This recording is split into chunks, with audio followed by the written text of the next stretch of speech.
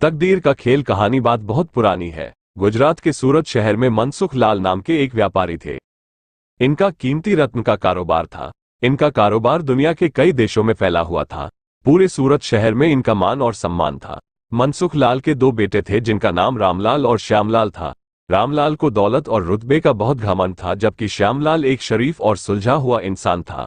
घमंड के साथ साथ रामलाल में ईर्ष्या और बेईमानी जैसे अवगुण भी थे। समय के साथ साथ मनसुख लाल की उम्र बढ़ती जा रही थी। ऐसे में उनके दोनों बेटों ने कारोबार में पिता का अधिक से अधिक हाथ बटाना शुरू कर दिया था। कुछ समय के पश्चात मनसुख लाल चल बसे और कारोबार का पूरा भार रामलाल और श्यामलाल के कंधों पर आ गया। बड़ा भाई होने के नाते रामलाल ने व्यापारिक फैसलों में अपनी मर्जी की चलानी शुरू कर दी।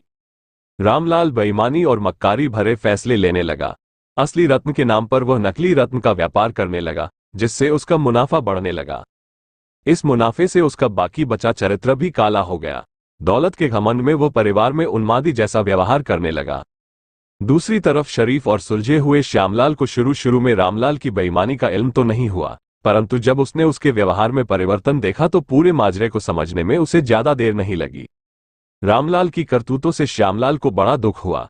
उसने रामलाल को समझाने और सही रास्ते पर लाने की कोशिश भी की, परंतु वह नाकाम रहा। उल्टे रामलाल श्यामलाल से खफा हो गया और व्यापार में बंटवारे का बहाना ढूंढने लगा। बंटवारे में भी उसने बेईमानी की साजिश रची, घर में कलह का माहौल पैदा किया। अंततः रामलाल अपनी साजिश में सफल रहा और श्यामलाल के हिस्से के व्यापार पर भी वो कब्जा कर बैठा। रामलाल के व्यवहार से दुखी होकर श्यामलाल ने शहर में दूसरी जगह अपना ठिकाना बनाया और रत्न के अपने व्यापार को नए सिरे से शुरू किया। ईमानदारी की नींव पर शुरू हुआ श्यामलाल का व्यापार जल्दी ही चल निकला। एक तरफ जहां श्यामलाल की ख्याति देश और विदेश में बढ़ने लगी, वहीं दूसरी तरफ रामलाल की करतूतों की पोल खुलने लगी थी। नकली रत्न के व्यापार के कारण रत्न बाजार में रामलाल की साख को जोरदार धक्का लगा और उसके व्यापार का दायरा सिमटने लगा। अंततः नौबत यहां तक आ गई कि बाहर क्या, अपने शहर का भी कोई व्यापारी रामलाल का नाम लेने से भी तौबा करने लगा। अब तो नौबत यहां तक आ गई कि रामलाल को धन के अभाव में अपना घर, दुकान, सामान तक बेचना पड़ रहा था।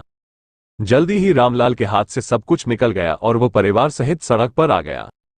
अब रामलाल को अपने किए पर पछतावा हो रहा था, परंतु उसकी तकदीर ने जो खेल खेल दिया था उससे आसानी से पीछे आना उसके लिए संभव नहीं था। दूसरी तरफ श्यामलाल की तकदीर का खेल था, जिसकी बदौलत वो रंग से राजा बन गया था। जब रामलाल की बदहाली की खबर श्यामलाल को लगी तो उसे बड़ा दुख हुआ। पुरानी बातों को भूलकर वह भागा भागा अपने बड़े भाई रामलाल के पास पहुंचा और रामलाल के लाख मना करने के बाद भी उसे परिवार सहित अपने पास ले आया। ये भी तकदीर का ही खेल था कि जिस भाई के साथ रामलाल ने बदसलूकी कर उसे सड़क पर पहुंचा दिया था, वही भाई आज उसे सड़क से उठाकर अपने घर में ले आया था।